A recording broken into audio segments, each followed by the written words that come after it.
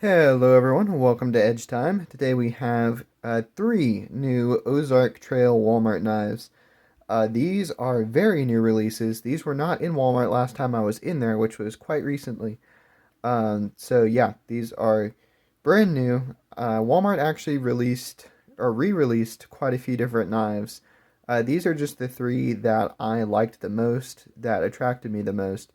But what they did is they basically gave every knife, or most every knife that didn't have a name, they gave it a name and repackaged it and put it out as sort of a new item. And so I will put pictures up in the screen wherever I see fit um, of what those knives are, and I didn't get all of them obviously because I didn't feel like spending a ton of money. And a lot of them are just renamed re-releases of previous designs, but there were a few new designs, and these are three of them. So yeah, I picked these out. I picked this one out because it was G10, and as far as I know, like the only other one that's G10 is the button lock one, and I just kind of was intrigued by the way it looked. So yeah, we'll see how this one is. I mean, there's already some weird stuff about it. This one has a rubberized handle, which I absolutely hate, but I was attracted by the very interesting profile. It reminds me of like overbuilt style knives, so I just wanted to see how durable this one actually was. Probably not very, but and this one is weird because this is an aluminum frame lock. You really don't see aluminum frame locks very much, mainly because they're hard to get right. So yeah, we'll see how this works. But without further ado, I'm going to go ahead and get into these. We're going to start off with this, the Ridgeline. I'm going to set these off to the side and grab a knife. I don't really have that many knives. Actually, I have quite a few knives. This is literally just the first one I grabbed and one that I don't mind messing the edge up on. Um, let's see, where do I want to do this? They put like a cut line here, but I don't think that'll actually do anything. Will it?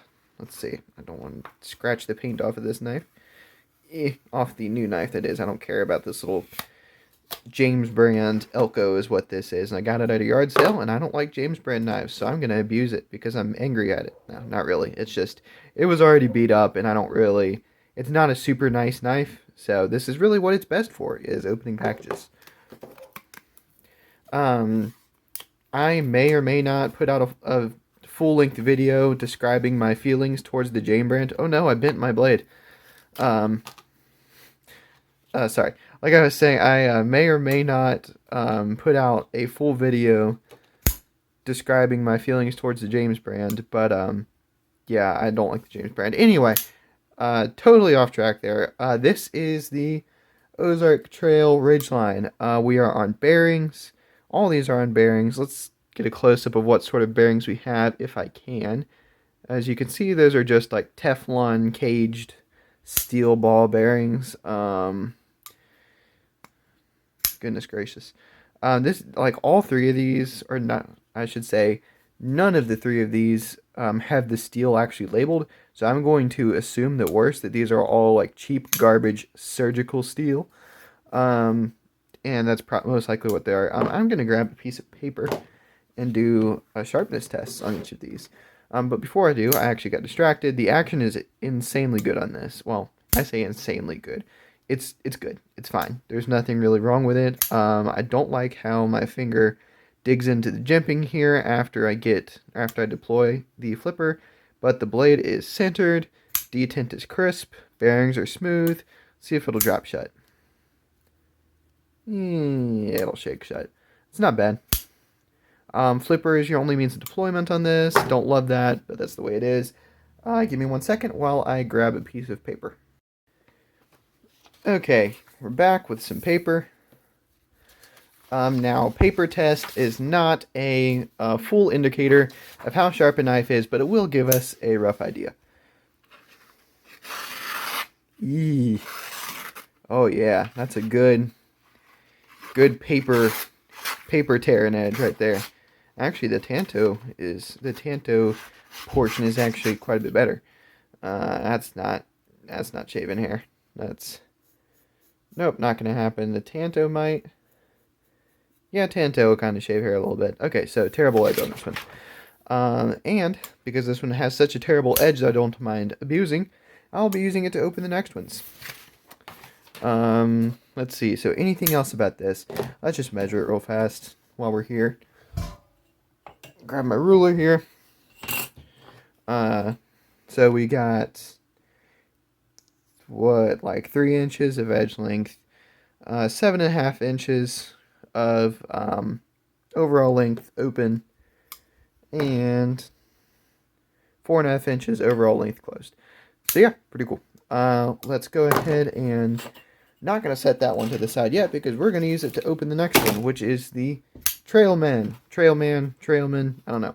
Let's get this thing open, maybe. I have higher hopes for this one, other than the stupid rubberized handle. I don't know why they decided, like, Walmart is sort of like such a mixed bag when it comes to how they cater to the knife industry, because one second they're doing stuff like this, which is an aluminum frame lock. Really cool. And then they did like their button lock and stuff, and their aluminum and 14C28N crossbar lock. It's like, yeah, that's like great for an Ozark Trail. And then they do stuff like this. Rubberized, surgical steel. Yeah. But we will see. We'll see how bad it really is. And I did not get these with super high hopes of these being excellent knives. Please don't. Please don't assume that. I mean, I just bought a Hinderer knife. I'm not, like, looking for a really good, high-quality knife. I have plenty of those. I'm just trying to get a bead on where Walmart is going, really, with their knives. And also, if anyone is considering getting these, I want to give them a reasonable expectation of what they will be getting. I hate how Walmart packages their knives. Very inconvenient. Okay. It feels a little sharper, maybe. Alright, these are all on bearings. I don't know if I already said that or not. Oh my goodness. This is a very interesting profile. I like the huge finger choil here. The huge finger choil here. That's very nice. In fact, I like the ergonomics of this knife. It looks crazy weird, but I really, really like the ergonomics of it. Kind of giving Schrade vibes, which is not my favorite, but, you know, it's not bad. Lots of oil. You can oh. Okay. I'm from northern Kentucky, so I say oil. Anytime you hear me say oil, please let me know, and I will correct myself, because I am from northern Kentucky, not from the rest of Kentucky. I say oil, not oil. Anyway, enough on that rant there. So this one does not have a very good, oh my goodness. This one does not have a finger choil whatsoever. It has a decent sharpening choil, but it's kind of weird how the grind interacts with the choil. But we have like a bit of grind here that you can see. Anyway, I like this. I didn't realize this was a flipper. And actually, all 3 of these today are flipper only. But I actually like this quite a bit. Very, very strong deployment. Very good detent. In fact, extremely good detent. I mean, this is an extremely good detent, but that's not what we're talking about. We're talking about Walmart knives here. Yeah, I like this a lot. I really do. I know this rubberized coating is going to fall apart like within like 10 minutes, but this feels really good in the hand. Like I said, the ergonomics are pretty good. You got a choke up spot here, and the deployment just feels very nice, very satisfying. Let's check out the sharpness. I can just I can tell just looking at this. This is a stupid hollow grind. It's like, it is really thin beyond the edge. Let's get our piece of paper here. I think this one has a better factory edge, maybe. Come on. Better. Definitely a lot better. I can work with this. Like, this is actually, I think I'm actually going to enjoy using this knife quite a bit, because this is actually really more of a hunting profile, but we got just a nice, big, simple, sweeping edge there. This will be very easy to sharpen. I don't know. I like this one quite a bit. So yeah, this one's pretty cool. Let's get a measurement on it. I'm actually gonna try to shave some hair with it. Yeah, it's not really wanting to shave hair, but I can tell that it will. And shaved some hair. I can tell that it will with a little bit of edge attention. Uh, so yeah, let's do a quick little measurement here. This one's definitely bigger than the first one. Well, it's really not much bigger, but we got closer to 3¼ inches of edge length and about 9 inches, give or take. Really about 8¾ inches overall length open. Oh, this one almost feels like it'll drop shut. Yeah, still just a shake shut, but that could be tuned to be drop shut, probably. And 5 inches overall length closed. Let's set this one off to the side and open the last one, the Cumulus.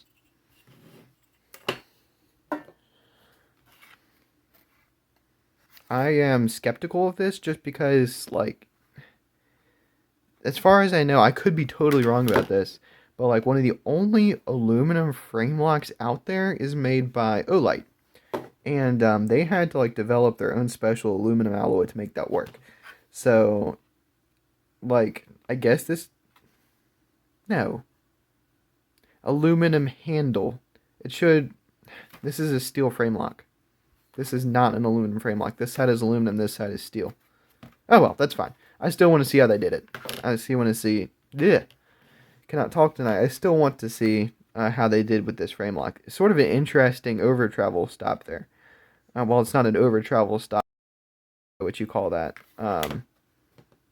Whatever this is, I own a Hinder. I should know what this is called. But this thing, that's what that is basically.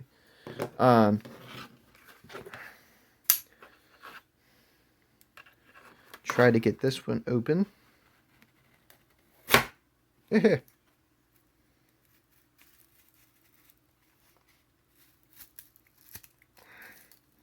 Goodness gracious.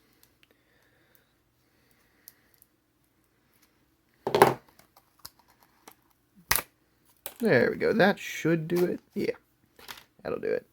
Very Benchmade Osborne-esque, I would say. I'm going to close this one before I get myself on it. So yeah, this is just a regular steel frame lock. In fact, I'm going to make sure of that. Ooh. Clink. Yeah, I would say that's probably steel. And this is definitely aluminum. Even though it does look like it's sticking to it, it's really just sticking to the rest of the knife, I think. Oh my gosh. That is some egregious over travel right out of the box. That's bad. Like the action itself is not bad. It does fly open fairly easily. My goodness, this thing is thin. So this is like right off the bat, this is my least favorite out of the three, just because it is an ergonomic mess. It is an ergonomic, I don't know, ergonomic disaster, I think is the best way to describe this. It has no ergonomics. It is one paper-thin piece of steel, one paper-thin piece of aluminum, one paper-thin piece of, probably just spring steel, maybe, and then one paper-thin piece of badly heat-treated surgical steel. I mean, just massive, audacious grind lines in this, and, yeah. But, I mean, these are all, like, $8 knives, so I'm not complaining. I'm just saying you get varying levels of quality for your $8 out of these three. Yeah, this one's definitely my least favorite, and I can just tell looking at this, it is going to be extremely... Oh, yeah, that's, like, basically a butter knife edge.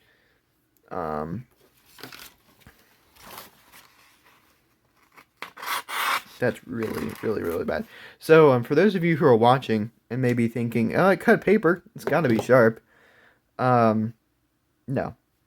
So this, let me show you something here. And I'm not using a trick piece of paper here, so I'm going to cut the paper with all four knives, and all four knives that I have on screen right now. Boop. Okay. This is a poorly heat-treated surgical steel knife from Walmart.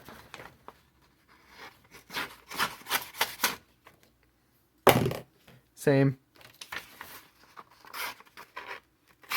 And I'm not trying to make these fail. I mean, maybe a little, but like not much. I mean, it's like that's pretty much the best cut I can make. Well, it's still cutting paper, yeah, but I'm going to do this one again. I'm really going to try to make this one cut paper. Yeah, oh my gosh, it's painful. And last one here. This one's actually not bad. Right, so they all will cut paper to a certain extent. Now, this is a MagnaCut knife made up in Shreve, Ohio by Rick Hinderer and his crew. And this was heat treated, I assume, to the optimal range. And this is the factory edge with actually a little bit of use.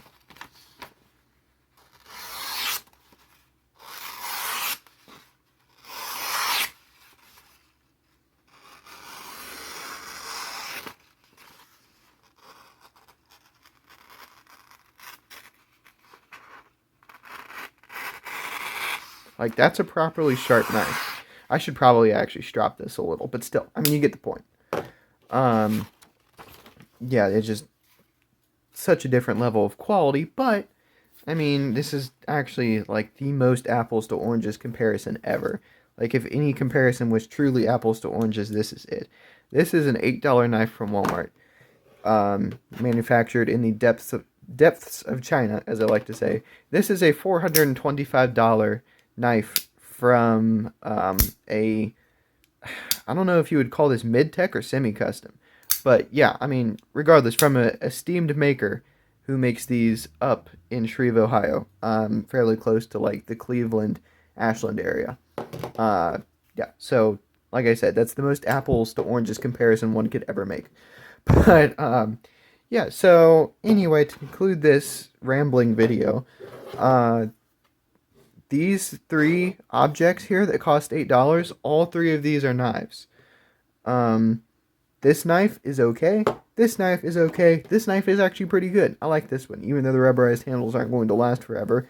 I like the profile. I like the action. Actually came fairly sharp out of the box. So, if you're thinking about picking any of these three up, and you, I mean, just, I'm not going to change your mind. If you have already decided you want to buy one of these, then you're going to buy one. But I would just say, honestly, instead of buying three of these, I would just, and if you like, if it must be a knife from Walmart, I would just buy the Civivi Mini Praxis, which is what you will hear most. Sorry, I've been distracted by something. Those look like T8. We'll have to check that here in a minute. If you must buy a knife from Walmart, then buy the Civivi Mini Praxis, and you'll hear most other knife people say that, just because that is really the best cheap knife you can get there. But like I said, those look like T8. We're going to investigate here. All the tools you'll find in this section are very, how you say this, very affordable and very recommendable, I think is what Metal Complex says. Except not. This is Vero stuff that I got in a giveaway. It's very expensive, and I don't recommend it because it wouldn't be the right thing for everyone. This is ridiculous. I don't need this, but I absolutely love it because I won it in a giveaway, and it's all like 3D printed carbon fiber and stuff. So yeah. These are actually good and inexpensive. These are Weeha. Yes, Weeha bits. Let's get our T8 here. No, they're just really big T6s. They really, really look like T8. Pivot is T8. But yeah, those are just really big T6s that kind of look like T8s. I think I'm almost thinking a T7 could fit in those, which would be kind of nice for those who have T7, just not everyone. Where are you? Come here. Where's my T7? There it is. Nope. Definitely just a plain old T6, which is fine for a Walmart knife. Actually, my Hinder up here has T6. But they're like really nice deep T6. I'm going to leave a T8 out because I'm going to play with the pivot on these, see if I can get them to drop shut. Let's see here. I'm only going to do this on this one, see if I can get it to like really drop shut.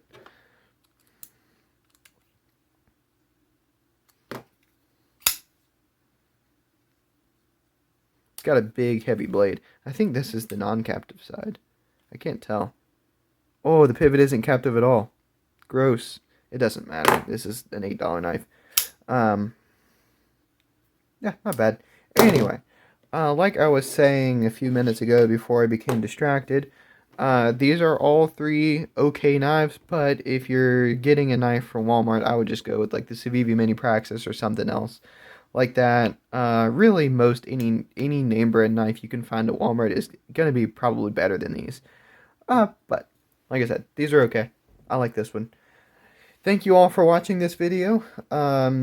I may do more of these, probably not, just because I need to be saving money for other knives that people actually will be considering.